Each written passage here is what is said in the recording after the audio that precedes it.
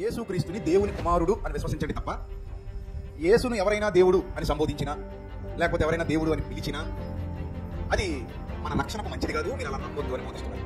యేసు దేవుడు అన్నాం అనుకోండి, అప్పుడు వాళ్ళు అడిగేటువంటి ప్రశ్న ఇమీడియట్గా ఇద్దరు దేవుళ్ళ, వాళ్ళ బోధే సత్యమైనది అన్నట్టుగా భ్రమకు గురి చేస్తూ యేసుక్రీస్తు యొక్క ఔన్నత్యాన్ని తగ్గించి మాట్లాడేవారుగా కనబడుతున్నారు సమాజంలో. తండ్రి దేవుడే, తన దైవత్వాన్ని కుమారుడైన క్రీస్తుకి ఇచ్చినందుకు కుమారుడు కూడా దేవుడుగా అభివర్ణింపబడుతున్నాడు, పిలువబడుతున్నాడు అని ఎందుకు చెప్పారంటే, అబ్బాయి అక్కడ మాత్రం అలా చెప్పమంటారు. ఇప్పుడు దేవత్వం ఉందా లేదా యేసుక్రీస్తు దేవుడు కాదంటున్నారు కదా, దేవత్వం ఉందా లేదంటే వాళ్ళు తప్పిమని చెప్పారు. ఎస్, దేవత్వం ఉంది. ఎవడన్నాడు దేవత్వం లేదని? ఉంది. ఇక్కడ దేవత్వం దేవత్వం కలిగి ఉన్నామని ఏమనాలి? ప్రతి విషయంలో వక్రీకరణ కోసం, మన అనుకూలమైన వచనాల కోసం వెతుక్కుంటూ తప్పుదారి పడుతున్నారు, సహోదరుల మధ్య ప్రేమను చెప్తున్నారు. అసలు ఏమాత్రం ఆత్మీయ జీవితానికి ఉపయోగం లేని విషయం మీద వాదన చేస్తున్నారు. యేసులో దైవత్వం ఉందా లేదా ఒకటే మాట, 100 మాటలతో ఉంది అన్నామంటే దైవత్వం ఉన్నామని ఏమంటారో చెప్పు.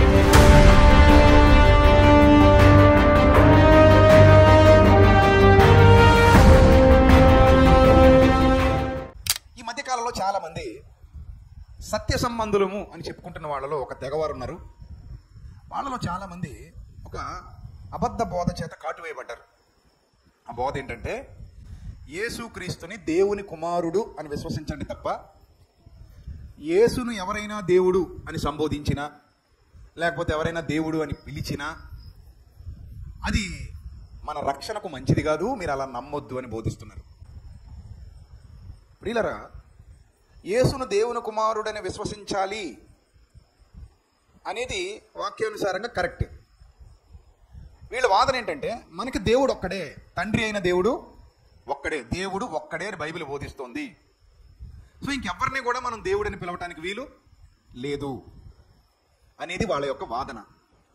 ఒకవేళ మీరు యేసును దేవుని కుమారుడిగా అంగీకరించినప్పటికీ కూడా ఆయన్ని మీరు దేవుడిని భావిస్తే మీ విశ్వాసమే సరైంది కాదు అని బోధిస్తున్నారు కొంతమంది.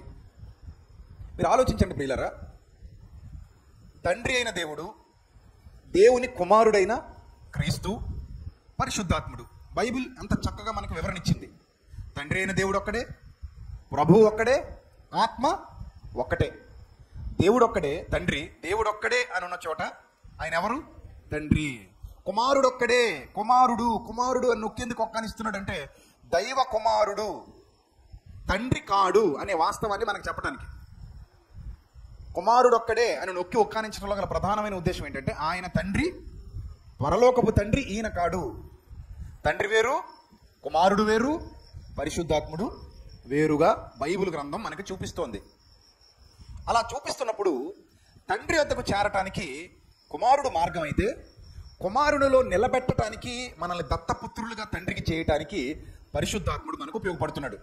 ఇక్కడ మన ఆత్మీయ జీవితానికి తండ్రి ముఖ్యమే, కుమారుడు ముఖ్యమే, పరిశుద్ధాత్ముడు ముఖ్యమే. బాగా గమనించండి, మన విశ్వాస జీవితం వృద్ధి పొందడానికి తండ్రి ముఖ్యమే, కుమారుడు ముఖ్యమే, పరిశుద్ధాత్ముడు ముఖ్యమే. అందుకే ప్రభు చెప్తారు, తండ్రి యొక్కయు, కుమారుని యొక్కయు, పరిశుద్ధాత్మ యొక్కయు నామములోనికి బాప్తిస్మం పొందండి. నామములలోనికి అనలేదు, అక్కడ ఏమన్నాడు? నామములోనికి అన్నాడు.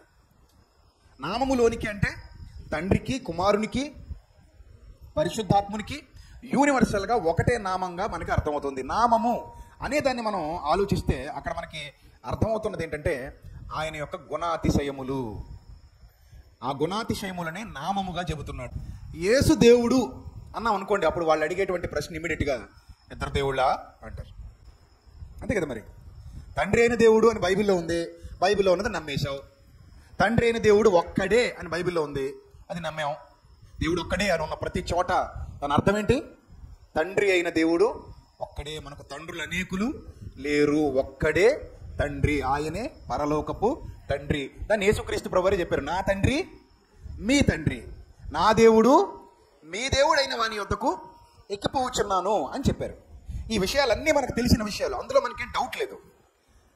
తండ్రి ఒక్కడే అన్న సంగతి మనకు తెలుసు, యేసు దేవుని కుమారుడు అన్న సంగతి మనకు తెలుసు, ఆ యేసును దేవుడు మనకి ప్రభువుగా నియమించాడన్న సంగతి కూడా మనందరికీ తెలుసు. అందులో మనకి విశ్వాసానికి కానీ ఎలాంటి ఇబ్బంది మనకు లేదు. కానీ ఇక్కడ వచ్చిన చిక్కల్లా ఏంటంటే, మీరు యేసును కూడా దేవుడు అంటున్నారు, అది మాకు నచ్చలేదు, అది వాళ్ళకి నచ్చలేదు. సో నచ్చకపోవటాన్ని బట్టి మీ విశ్వాసమే తప్పు, మీరు నరకానికి పోతారంటున్నారు. ఇది విచిత్రం. ఎక్కడికి పోతారట? నరకానికి పోతారట. ఇలా కొంతమంది యొక్క విశ్వాసాన్ని వీళ్ళు చెరుపుతూ వాళ్ళ బోధే సత్యమైనదన్నట్టుగా భ్రమకు గురి చేస్తూ యేసుక్రీస్తు యొక్క ఔన్నత్యాన్ని తగ్గించి మాట్లాడేవారుగా కనబడుతున్నారు సమాజంలో. మీరు జాగ్రత్తగా గమనించండి ప్రియులారు, ఇలాంటి వాళ్ళ విషయంలో కొంచెం జాగ్రత్తగానే ఉండండి. ఇప్పుడు ఒక విషయాన్ని మీకు చెప్తా. ఇలాంటి వాళ్ళతో వాదనలు వేస్ట్. ఎందుకంటే వాళ్ళు మతి భ్రమించిన వాళ్ళు. ఎందుకు మతి భ్రమించింది అని చెప్తున్నానంటే, తండ్రి అయిన దేవుడు పాత నిబంధన గ్రంథంలో నేను తప్ప వేరొక రక్షకుడు మీకు లేడు, నేనే మిమ్మును రక్షించువాడను, నేను తప్ప వేరొక రక్షకుడు లేడు అన్నాడు. ఇప్పుడు ఆ పదాన్ని కేవలం పదంగానే తీసుకుంటే, అందులో భావాన్ని అర్థం చేసుకోకుండా కేవలం అక్షరార్థంగానే ఆ మాటను తీసుకుంటే మనకి యేసుక్రీస్తు రక్షకుడు కాకుండా పోతాడు. అంతే కదా. ఇప్పుడు నేను తప్ప వేరొక రక్షకుడు లేడు అన్నప్పుడు యేసు అంటే అర్థం ఏంటి? అర్థం ఏంటి? రక్షకుడే కదా. ఇప్పుడు నేను తప్ప వేరొక రక్షకుడు లేడన్న పదాన్ని పదంగా అక్షరార్థంగా తీసుకున్నాం అనుకోండి, ఇప్పుడు యేసుని రక్షకుడు కాదు అనాలా మరి? అప్పుడు చాలా మంది అంటారు కదా, అవునండి యేసు రక్షకుడే, ఈ వాదన చేసేవాళ్ళు యేసు రక్షకుడే, తండ్రి అయిన దేవుడు ఆయన వెనకుండి ఈయన చేత రక్షింపజేశాడు అన్నట్టు మాట్లాడతారు. అప్పుడు ఇదే సూత్రాన్ని మరి దేవుడు అన్న దాని దగ్గర ఎందుకు అప్లై చేసుకోరు? తండ్రి దేవుడే, తన దైవత్వాన్ని కుమారుడైన క్రీస్తుకి ఇచ్చినందుకు కుమారుడు కూడా దేవుడుగా అభివర్ణింపబడుతున్నాడు, పిలువబడుతున్నాడు అని ఎందుకు చెప్పరంటే, అబ్బే అక్కడ మాత్రం అలా చెప్పమంటారు. ఇప్పుడు యేసు దేవుడు కాదు అనేవాళ్ళు ఎందుకు ఆయన దేవుడు కాదు అంటున్నారు మీరు అని అంటే, వాళ్ళు అంటారు కదా బైబిల్ చెప్పలేదండి అంటారు. బైబిల్ చెప్పలేదు అనేది వాళ్ళ యొక్క మూర్ఖత్వం. ఎందుకు మూర్ఖత్వం అంటున్నానంటే, కొలసీలకు రాసిన పత్రిక 2వ అధ్యాయము 9వ వచనం. అంటే ఎందుకు ఈ విషయాన్ని ఇంత హైలైట్ చేస్తున్నారు వాళ్ళు? ఏదో పెద్ద జ్ఞానుల్లాగా ఈ విషయం చెబితేనే సమాజంలో ప్రజలు పరలోకం వెళ్తారు, లేకపోతే నరకానికి పోతారు అన్నట్టుగా ఇలా చెప్పే వాళ్ళందరూ అబద్ధ బోధకులు అన్నట్టుగా చిత్రీకరిస్తూ వాళ్ళు ఇక బైబిల్లో మిగతా విషయాల మీద పెద్ద పట్టు లేకపోయినప్పటికీ ఇదేదో పెద్ద గొప్ప విషయం వాళ్ళు నేర్చుకున్నాం అన్నట్టు ప్రతి విషయంలో వక్రీకరణ కోసం, వాళ్ళకు అనుకూలమైన వచనాల కోసం వెతుక్కుంటూ తప్పుదారి పడుతున్నారు. సహోదరుల మధ్య ప్రేమను చంపుతున్నారు. అసలు ఏమాత్రం ఆత్మీయ జీవితానికి ఉపయోగం లేని విషయం మీద వాదన చేస్తున్నారు. ఇప్పుడు యేసును దేవుడుగా ఒప్పుకోకూడదు, అసలు రక్షకుడుగా ఒప్పుకోవచ్చు కానీ దేవుడుగా ఒప్పుకోకూడదు. ఎందుకంటే తండ్రి అయిన దేవుడు ఒక్కడే, మనం ఒప్పుకుంటే నరకానికి పోతాం అన్నట్టు. మీరు ఒకటే గమనించండి, యేసును దేవుడిగా ఒప్పుకుంటే నరకానికి పోతామని బైబిల్ ఎక్కడైనా ఉందా? లేదు. 2వ పాయింట్, ఒప్పుకోకూడదు అని బైబిల్ ఎక్కడైనా ఉందా? లేదు. తండ్రి అయిన దేవుడు ఒక్కడే అని ఉంది, యేసు దేవుని కుమారుడని ఉంది, ఒప్పుకోకూడదు అని మాత్రం బైబిల్లో లేదు. ఇప్పుడు మన పరిశోధనలో అసలు ఆయన ఒప్పుకోవచ్చా? తండ్రి రక్షకుడు అంటే ఒప్పుకుంటున్నాం, కుమారుడు రక్షకుడు అంటే ఒప్పుకుంటున్నాం, తండ్రి ప్రభు అంటే ఒప్పుకుంటున్నాం, కుమారుడు ప్రభు అంటే ఒప్పుకుంటున్నాం కదా. తండ్రి సమాధానకర్త అంటే ఒప్పుకుంటున్నాం, కుమారుడు సమాధానకర్త అంటే ఒప్పుకుంటున్నాం. తండ్రి సర్వాధికారి ఒప్పుకున్నాం, కుమారుడు కూడా సర్వాధికారం ఇచ్చాడు కాబట్టి సర్వాధికారి అంటే ఒప్పుకుంటున్నాం. తండ్రి దేవుడు కుమారుడికి ఏమిచ్చాడు, అసలు కుమారునిలో ఏముంది అనేది ఇప్పుడు మనం చూడగలిగితే, భక్తుడు రాస్తున్నాడు కొలసీ పత్రిక 2వ అధ్యాయము, కొలసీలకు రాసిన పత్రిక 2వ అధ్యాయము 8 నుంచి చదువుదాం. ఆయనను అనుసరింపక మనుష్యుల పారంపర్యాచారమును అనగా ఈ లోక సంబంధమైన మూలపాఠములను అనుసరించి, మూలపాఠాలు అవి ఈ లోక సంబంధమైనవి, వాటిని అనుసరించి మోసకరమైన నిరర్ధకమైన, అది మోసకరమైనది నెంబర్ 1 వాళ్ళు చెప్పేది. రెండోది నిరర్ధకమైనది అంటే అర్థం లేనిది, దానివల్ల ఎవరికి ఏ ప్రయోజనం లేదు. మనం ఎడిషనల్గా యేసును రక్షకుడిగా అంగీకరిస్తున్న మనం, యేసును ప్రభువుగా అంగీకరిస్తున్న మనం, యేసును దేవుని కుమారుడిగా అంగీకరిస్తున్న మనం, యేసును ప్రభువుగా మన హృదయాల్లో ప్రతిష్ఠించి ఆయన్ని దేవుడు పంపిన ఒక ప్రవక్తగా అంగీకరిస్తున్న మనం, ఇన్ని విధాలుగా అంగీకరిస్తున్న మనం యేసును దేవునిగా కూడా అంగీకరించవచ్చు అని అంటే, అబ్బే అది మాత్రం చేయకూడదు, అలా చేస్తే అది చాలా పెద్ద పాపం అని బోధిస్తున్నటువంటి వీళ్ళది అర్థం లేనితనం, నిరర్ధకమైన తత్వజ్ఞానము చేత మిమ్మును చెరపట్టుకుని పోవాడు ఎవడైనా ఉండునేమో అని జాగ్రత్తగా ఉండుడే అన్నాడు. ఏంటి ప్రాబ్లం వాళ్ళకి అని అంటే, వెంటనే ఒక అద్భుతమైన మాట చెప్పాడు చూడండి. తర్వాత మాట, యాలయనగా దేవత్వము యొక్క సర్వ పరిపూర్ణత. దేవత్వము అనగా గాడ్ హెడ్. ఇంగ్లీష్లో ఏమన్నట్టుగా తెలుసా? Gods head. దేవత్వానికి ఇంగ్లీష్ బైబిల్లో గాడ్ హెడ్ అంటే దాని అర్థం ఏంటి? దేవుని యొక్క శిరస్సు. అంటే దైవత్వము అనేది దేవుని యొక్క శిరస్సు. ఆ దైవత్వానికి ఆ పేరు ఆపాదించబడింది. అంటే అసలు దేవుడు అన్న పేరు ఎలా వచ్చింది అంటే దైవత్వాన్ని బట్టి వచ్చింది. అందులో ఏమాత్రం సందేహం లేదు. దేవుడు అన్న పేరు ఎలా వచ్చింది? దైవత్వాన్ని బట్టి వచ్చింది. గుర్తుపెట్టుకోండి. ఇప్పుడు దుష్టుడు అన్న పేరు ఎలా వచ్చింది? దుష్టత్వాన్ని బట్టి వచ్చింది. ఇప్పుడు చాలా మంది ఏమంటారంటే, వీళ్ళని క్వశ్చన్ చేసాం అనుకోండి, ఇప్పుడు దేవత్వం ఉందా లేదా యేసుక్రీస్తులో, మీరు దేవుడు కాదంటున్నారు కదా, దేవత్వం ఉందా లేదంటే వాళ్ళు టపీమని చెప్తారు. ఎస్, దేవత్వం ఉంది. ఎవడన్నాడు దేవత్వం లేదని? ఉంది అంటారు. మరి దేవత్వం ఉన్నవాడిని ఏమనాలా? దేవత్వం కలిగి ఉన్నవాడిని ఏమనాలి? దుష్టత్వం కలిగి ఉన్నవాడిని ఏమనాలి? ఏమనాలి? దుష్టత్వం ఉంది కానీ దుష్టుడు కాదు అనాలా? దుష్టత్వం ఉంది కానీ ఏం కాదు, అమ్మో దుష్టుడు అనకూడదు అన్నాడు అనుకోండి, ఎక్కడైనా మంచి హాస్పిటల్లో చూపించుకో అంటావా అనవా? అంటాం కదా. వీళ్ళకి కూడా అలాగే చెప్పాలి. ఇంకా దేవత్వం ఉంది కానీ దేవుడు అనకూడదు, దేవునిగా అంగీకరించకూడదు. అంటే దేవునిగా అంటే తండ్రి అయిన దేవుని కానీ కాదుమా. తండ్రి అయిన దేవుడు, ఈయన దేవుని కుమారుడు, ఈయనలో ఏముంది? దేవత్వం ఉంది. మరి దేవత్వం ఉన్నప్పుడు దేవత్వం ఉన్నవాడిని దేవుడని అంటారు. ఇంకా వేరే పేర్లు ఏమి లేవు. ఆంధ్ర శబ్ద రత్నాకరము దొరుకుతుంది బయట బుక్ స్టాల్లో, కొనుక్కోమనండి. తెలుగు పద నిఘంటువు బయట దొరుకుతుంది, కొనుక్కోమనండి. దేవత్వము అనే దానిని బట్టి, దేవత్వాన్ని బట్టి దేవుడు అని అంటారో అనరో వెతుక్కోమనండి. రెండింటికి అవినాభావ సంబంధం ఉందా లేదా చూసుకోమనండి. దేవత్వము దేవుడు, దేవుడు దేవత్వము, దుష్టత్వము దుష్టుడు, దుష్టుడు ఈక్వల్ టు దుష్టత్వము. వీళ్ళ వాదన ఎలా ఉంటుందంటే, అసలు దేవత్వం యొక్క సర్వ పరిపూర్ణత ఎక్కడుందట? చూడండి, ఎక్కడుందట దేవత్వం యొక్క సర్వ పరిపూర్ణత? శరీరముగా క్రీస్తునందు నివసించుచున్నది. శరీరముగా క్రీస్తునందు నివసించుచున్నది. క్రీస్తునందు నివసించుచున్నది. దేవత్వం యొక్క సర్వ పరిపూర్ణత క్రీస్తునందు నివసిస్తుంటే, ఆ దేవత్వానికి ఆయనే ఒక ఇల్లుగా కనబడుతుంటే, క్రీస్తు దేవుడనంటే మనం ఘోర పాపులము, అమ్మమ్మ అసలు అలా అనకూడదు అని ఎవడైనా అన్నాడు అనుకోండి, ఖచ్చితంగా అతనిని సాతాను భ్రమింపజేస్తున్నాడు. ఖచ్చితంగా అతనిని సాతాను మాయలోనికి తీసుకొని వెళుతున్నాడు. ఖచ్చితంగా అతన్ని సాతాను దుష్టత్వంలోనికి తీసుకుని వెళుతున్నాడు. ఎందుకంటే ఆయనను దయ్యము పట్టినవాడు అన్నారు ఒక చోట. ఆయనలో పరిశుద్ధాత్మ ఉంటే ఏ ఆత్మ ఉందని చెప్పారు వాళ్ళు? దురాత్మ ఉందని చెప్పారు. దానికే మీకు క్షమాపణ లేదు అన్నాడు. ఇప్పుడు ఆయనలో దేవత్వం ఉంటే నువ్వు దేవుడు కాదంటున్నారు. ఆయన అసలు దేవుడిగా ఒప్పుకోకూడదు అంటున్నారు. మరి అది క్షమాపణ కలిగిన పాపం అవుతుందా? ఇప్పుడు దేవత్వం యొక్క సర్వ పరిపూర్ణత ఎక్కడుంది? క్రీస్తులో ఉంది. దేవత్వం అంటేనే దేవుడు, దుష్టత్వం అంటేనే దుష్టుడు, క్రూరత్వం ఉంటేనే క్రూరుడు. అర్థమవుతుందా?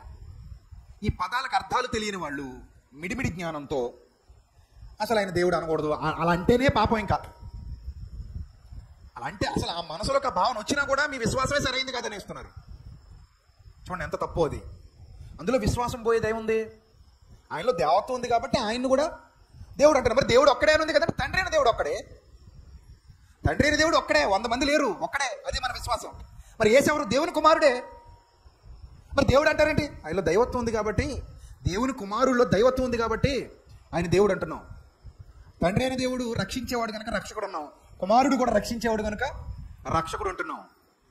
ఆయన రక్షకుడు వేరెవ్వరు లేరు, నేనే రక్షకుడు అన్నా కూడా కుమారుడిని రక్షకుడు అంటున్నాం. ఇది మనకి తెలుసు, తెలియకపోవటం ఏమీ లేదు ఇందులో. అంత అజ్ఞానులవా? ఇక ఇప్పుడు రెఫరెన్స్లు పట్టుకొస్తారు. మాకు తెలియవా ఏంటి మీరు చూపించే రెఫరెన్స్లు? ఏదో కొత్తగా బైబిల్లో మురుగును పడిపోయినట్టు వీళ్ళు పాపం ఆ లోతుల్లోనికి తాళ్ళు వేసుకుని నూతుల్లో దిగి ఆ రెఫరెన్స్లను నెత్తి మీద పెట్టుకుని మోసుకుంటూ పైకి తెచ్చినట్టు ఈ రెఫరెన్స్ చూసారా అంటాడు. మాకు తెలియవా? మేము చదవలేదా మీరు చూపించే రెఫరెన్స్లు? మనకు దేవుడు ఒక్కడే అని ఉంది, నేను తప్ప వేరొక దేవుడు మీకు ఉండకూడదని ఉంది, నేనే దేవుడు అని ఉంది, మహాదేవుడు అని ఉంది, అక్కడ దేవుడు అని ఉంది, ఇక్కడ దేవుడు అని ఉంది. మాకు తెలియవా బైబిల్ ఎక్కడున్నాయో మీరు చూపిస్తే కానీ? ఆహా, ఈ మహాజ్ఞానులు రెఫరెన్స్లు పట్టుకొస్తారట.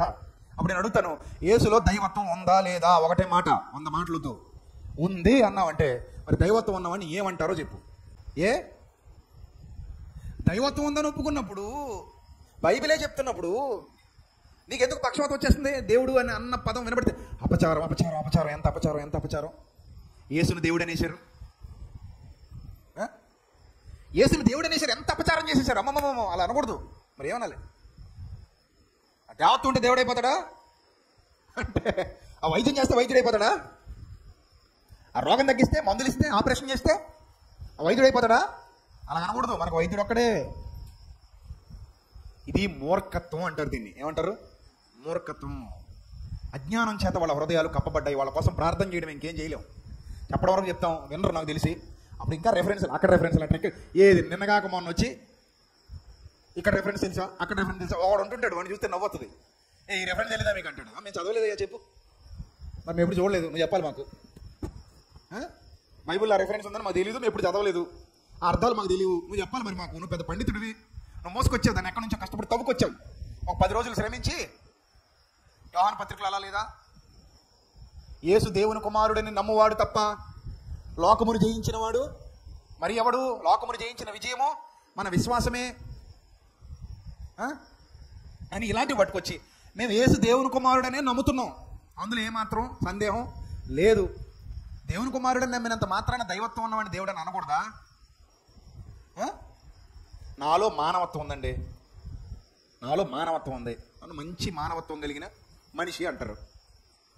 మా నాన్నగారిలో కూడా మానవత్వం ఉంది, నాకంటే ఎక్కువ ఉంది అనుకుందాం కాసేపు. ఇప్పుడు మా నాన్నగారిలో మానవత్వం ఉంది కాబట్టి నాలో ఉండకూడదా ఏంది? ఉండకూడదా? అంటే ఇప్పుడు ఆయన ఒక్కడనే మానవత్వం కలిగిన వాడు అనాలా? నన్ను అనకూడదా? నాకు ఉంది కదా. సరే, ఆయనంత మానవత్వం లేదు, కనీసం కొంతైనా ఉంది నాలో, అయినా నన్ను మానవత్వం కలిగిన వాడు అనకూడదా? అనకూడదు. ఇది వాదన. ఇలాంటివి మనం నమ్మాలా? దానివల్ల ఏం ప్రయోజనం చెప్పండి? ఈరోజు చాలా మంది క్రైస్తవ జీవితాన్ని వాళ్ళు వెనక్కి తీసుకెళ్తున్నారు. దేవత్వం అంటే అర్థం ఏంటి తెలుసా? కొన్ని వచనాలు మీకు చూపిస్తానండి. ఇర్మియా గ్రంథం 2వ అధ్యాయము 11వ వచనం ఏమన్నా చూడండి అక్కడ. దైవత్వము లేని తమ దేవతలను ఏ జనమైనను ఎప్పుడైనను మార్చుకొనినా అయినను నా ప్రజలు ప్రయోజనము లేని దానికై తన మహిమను మార్చుకొనిరి. అంటే ఇక్కడ తండ్రి యొక్క ఉద్దేశం ఏంటి? వాటిలో దైవత్వం లేదు, నాలో దైవత్వం ఉంది. దైవత్వం నాలో ఉంది, వాటిలో లేదు. అయినప్పటికీ వాళ్ళు ఆ దైవత్వం లేని వాటినే మార్చుకోలేదు, కానీ మీరు ప్రయోజనము లేని దానికై తమ మహిమని మార్చుకున్నారు అన్నాడు. ఇక్కడ మహిమ అన్న పదం వాడుతున్నాడు. ప్రభు తండ్రికి ప్రార్థన చేస్తూ అంటారు, ఒకప్పుడు నీ యొద్ద నాకు ఏ మహిమ ఉన్నదో ఇప్పుడు ఆ మహిమతో నన్ను మహిమపరచు అంటారు. మనుష్య కుమారుడు తన తండ్రి మహిమ కలిగిన వాడై తన దూతలతో కూడా వచ్చినప్పుడు అంటాడు. అంటే యేసుక్రీస్తు ప్రభు వారికి మహిమ ఉంది, తండ్రికి మహిమ ఉంది, ఇవన్నీ ఒప్పుకుంటారు. కానీ ఆయనకి దైవత్వం ఉంది, ఈయనకి దైవత్వం ఉంది అంటే మాత్రం అసలు ఒప్పుకోరు. ఇక్కడ తండ్రికి దైవత్వం ఉందా లేదా? ఈ వచనం ప్రకారం ఉంది. దైవత్వం లేని వాటినే వాళ్ళు మార్చుకోవట్లేదు అన్నాడు. యేసులో దైవత్వం ఉంది, సర్వ పరిపూర్ణత ఉంది, అందులో పరిపూర్ణత అంటే దైవత్వం ఆయనలో ఫుల్ఫిల్ అయిపోయింది. ఇది ఆయనకున్నటువంటి రేంజ్. ఇక రెండో మాట మనం చూడగలిగితే ద్వితీయోపదేశకాండం 32వ అధ్యాయం 17వ వచనం. ద్వితీయోపదేశకాండం 32వ అధ్యాయము 17వ వచనం. వారు దేవత్వము లేని దయ్యములకు, తామెరుగని దేవతలకు, కొత్తగా పుట్టిన దేవతలకు, తమ పితరులు భయపడని దేవతలకు బలి అర్పించిరి. ఎవరు? ఇశ్రాయేలీల గురించి మాట్లాడుతున్నాడు. ఇశ్రాయేలీలు ఏం చేశారట? దేవత్వం లేని దయ్యములకు బలులు అర్పించారట. అంటే దేవత్వం లేనివన్నీ ఏంటవి? దయ్యాలు. దయ్యంలో ఏముండదు? దేవత్వం ఉండదు. అర్థమవుతుందా? దయ్యపు తత్వం అది, అందుకే దయ్యం అయ్యింది. దేవత్వం ఉంటే దేవుడు అయ్యేది, దయ్యం కూడా దేవుడు అయ్యేది. దయ్యం వేరు, దేవుడు వేరు. దయ్యపు తత్వం ఉన్నది వేరు, దేవత్వం ఉన్నది వేరు. దేవత్వం దయ్యపు తత్వం ఒకటి కాదు. అందుకే ఇక్కడ ఏమంటాడు? దేవత్వము లేని దయ్యము అంటాడు. దేవత్వము లేని దయ్యములకు, తాము ఎరుగని దేవతలకు, కొత్తగా పుట్టిన వాటికి, తమ పితరులు భయపడని వాటికి బలి అర్పించిరి అంటాడు. సో ఇక్కడ యేసుక్రీస్తు ప్రభువులో దేవత్వం ఉంది అనేది మనకి స్పష్టమవుతుంది.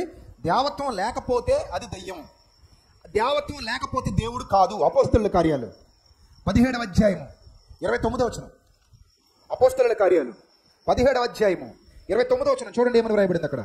కాబట్టి మనము దేవుని సంతానమై ఉండి మనుష్యుల చమత్కార కల్పనల వలన మలచబడిన బంగారమునైనను వెండినైనను రాతినైనను దేవత్వము పోలి ఉన్నదని తలంపకూడదు. అంటే దేవుడని అనుకోకూడదు. చూడండి పౌలు గారి ఇంటెన్షన్. వేటి గురించి మాట్లాడుతున్నాడు? వేటి గురించి మాట్లాడుతున్నాడు చూడండి అక్కడ 23వ వచనం.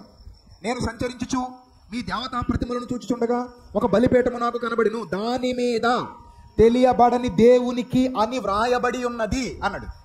దేని మీద? ఒక బలిపీఠం మీద. దాన్ని వాళ్ళు ఎలా భావిస్తున్నారు? దేవుడుగా భావిస్తున్నారు. ఇక్కడ పౌలు గారి వాదన ఏంటి? దేవత్వము లేనివి దేవుడు కాదు. క్లియరా? దేవత్వం ఉంటేనే దేవుడు, దేవత్వం లేకపోతే దేవుడు కాడు. అంటే దేవత్వం ఈక్వల్ టు దేవుడు, దేవుడు ఈక్వల్ టు దేవత్వం. ఇక్కడ మనకి క్లియర్, ఎవ్వడు కాదనలేని సత్యం ఉంది ఇక్కడ. అది పౌలు గారి నోటి వెంట. ఎలా? నేను ఒక బలిపీఠాన్ని చూశాను, దాని మీద ఏమనుందంటే తెలియబడని దేవుడు అని ఉంది. 29వ వచనం, మనుష్యుల చమత్కార కల్పనల వలన మలచబడిన బంగారమునైనను వెండినైనను రాతినైనను దేవత్వము పోలి ఉన్నదని తలంపకూడదు. ఇప్పుడు దేవత్వం లేనిది అది, అందులో ఆ బలిపీఠంలో దేవత్వం లేదు కనుక తెలియబడని దేవుడని మీరు రాశారు, కాబట్టి అందులో దేవత్వం లేదు, దేవత్వం లేనిది దేవుడు కాదు. ఇప్పుడు యేసులో దేవత్వం యొక్క సర్వపరిపూర్ణత ఉంది, ఏదో కొంచెం దేవత్వం ఉండడం కాదు. ఏముంది ఆయనలో? దేవత్వం యొక్క సర్వపరిపూర్ణత ఉంది. ఇప్పుడు దేవుని కుమారుడుగా ప్రభువుగా మనం అంగీకరించుతున్న క్రీస్తులో దైవత్వం ఉంది అని మనం నమ్మితే, ఆయనలో దైవత్వం ఉన్నప్పుడు దేవుడు అంటే తప్పే ఉంది. దేవుడు అన్నంత మాత్రాన మనం తండ్రి అయిన దేవుడి స్థానాన్ని ఆయనకి ఇవ్వట్లేదుగా, ఆయనే తండ్రి అయిన దేవుడు అని చెప్పట్లేదుగా. దైవత్వం ఉంది కాబట్టి ఆయన దేవుడు. బైబిల్ చెప్పింది దైవత్వం ఉంది అని. ఇంకా బైబిల్ ఎంత స్పీడ్గా, ఎంత దూరం వెళ్ళి మాట్లాడిందో తెలుసా? ఎంత దూరం వెళ్ళి మాట్లాడిందో తెలుసా బైబిల్? ఫిలిప్పీలకు రాసిన పత్రిక, ముగించుకుందాం చూడండి. ఫిలిప్పీలకు రాసిన పత్రిక 2వ అధ్యాయము 6వ వచనం. ఫిలిప్పీ పత్రిక 2వ అధ్యాయము 6వ వచనం. ఆయన దేవుని స్వరూపము కలిగిన వాడై ఉండి దేవునితో సమానముగా ఉండుట విడిచిపెట్టకూడని భాగ్యమని ఎంచుకొనలేదు. ఎక్కడ దేవునితో సమానంగా ఉన్నాడు? పరలోకంలో. పరలోకంలో దేవునితో సమానంగా ఉన్నాడట. దాన్ని విడిచిపెట్టి భూమి మీదకి వచ్చాడట మనందరి కోసం. ఏ మానవుడికైనా ఇలాంటి పదప్రయోగం చేయబడిందా? ఏ దేవదూత కొరకైనా ఇలాంటి పదప్రయోగం చేయబడిందా? కుమారుడు దేవునితో సమానంగా ఉన్నాడు, దేవత్వం కలిగిన వాడే ఉన్నాడు. మరి దేవత్వం కలిగిన వాడిని, అసలు తండ్రి అయిన దేవుణ్ణి దేవత్వాన్ని బట్టే కదా దేవుడు అంటున్నాం మనం. తండ్రి అయిన దేవుల్లో ఏముందని మనం చదువుకున్నాం గ్రంథంలో? దేవత్వం ఉంది. ఆ దేవత్వం ఉంది కాబట్టి తండ్రి అయిన దేవుణ్ణి ఏమంటున్నాం? దేవుడు అంటున్నాం. సో వీళ్ళ అజ్ఞానపు వాదన మనల్ని ఎంత కింది స్థాయికి తీసుకెళ్ళిపోతుందో ఒక్కసారి మనసు పెట్టి ఆలోచించండి. గాలికి చెదరగొట్టబడి పొట్టులాగా దయచేసి అయిపోతూ, బైబిల్ చాలా స్పష్టంగా చెబుతోంది యేసు దేవుని కుమారుడు. అదే మన విశ్వాసం. అంత మాత్రాన ఆయనలో దైవత్వం లేదని అనటానికి వీలు లేదు. అలా అంటే మీరు పరిశుద్ధాత్మకు వ్యతిరేకంగా మాట్లాడుతున్నారు. అప్పుడు అంటారు, అరే లేదు మేము దైవత్వం లేదని అనలేదు. ఎప్పుడన్నావు? దేవుడు కాదంటున్నావు అంతే అన్నారు అనుకో, ఎర్రగడ్డ తీసుకెళ్ళిపోవడం. ఇంకా అంతకుమించి వేరే దారి లేదు. ఎందుకంటే అర్రే మేము దుష్టత్వం లేదని అనలేదు, దుష్టుడు కాదంటున్నాం అంతే. మేము వైద్యం చేయడం అనలేదు, వైద్యుడు కాదంటున్నాం అంతే. మేము డ్రైవింగ్ చేయడం అనలేదు, డ్రైవింగ్ సూపర్ చేస్తాడు. అసలు అతనిలాగా ఎవడు డ్రైవింగ్ చేయలేడు. అతనికి తెలిసినంత డ్రైవింగ్ ఎవరికి తెలీదు, అంత గొప్పగా డ్రైవింగ్ చేస్తాడు. డ్రైవర్ కాదంతే. ఇప్పుడు ఏమనాలి? దేవత్వం ఓకే, దేవుడు కాదంతే అన్నారు. చూడండి ప్రియులారా, బైబిల్ని వీళ్ళు అసలు అర్థం చేసుకున్నారా? ఇలాంటి బోధ చేయటం వల్ల ఎవరికైనా ఉపయోగం ఉందా? ఈ బోధ చేసి వీళ్ళు ఎంతమందిని రక్షిద్దాం అనుకుంటున్నారు? ఈ బోధ వల్ల ఎంతమందిని నిత్య జీవానికి నడిపిద్దాం అనుకుంటున్నారు? యేసుని ఎలా నమ్మాలో వీళ్ళకి తెలీదా? మనకు తెలీదా? యేసు దేవుని కుమారుడు అన్న సంగతి మనకు తెలీదా? ఆయన తండ్రి కాడు, తండ్రికి ప్రియ కుమారుడు మనకు తెలీదా? మన కొరకు భూమి మీదకి వచ్చిన మనందరి రక్షకుడిని మనకు తెలీదా? మనందరికీ దేవుడు ఆయనను ప్రభువుగా నియమించాడన్న సంగతి మనకు తెలీదా? ఆయన మనకు రాజు అన్న సంగతి మనకు తెలీదా? పాత నిబంధనలో దేవుడు తనను తాను రాజుగా ప్రకటించుకుంటాడు. క్రొత్త నిబంధనకు వచ్చిన తర్వాత కుమారుడు మనకు రాజుగా పరిచయం అవుతున్నాడు. దేవుడు ఒక్కడే అని ఉన్నందున యేసులో దైవత్వం లేనట్టుగా చిత్రీకరించడం చాలా తప్పు. యేసు తండ్రి అయిన దేవుడు కాడు, తండ్రికి కుమారుడు. అలా అని తండ్రిలో ఉన్న దైవత్వం యేసులో లేదు కాబట్టి ఆయన దేవుడు అనకూడదు అన్నట్టుగా వీళ్ళ వాదన ఉంది. యేసులో దైవత్వం ఉంది. దైవత్వం యొక్క సర్వపరిపూర్ణత క్రీస్తునందు శరీరముగా నివసించుచుంది.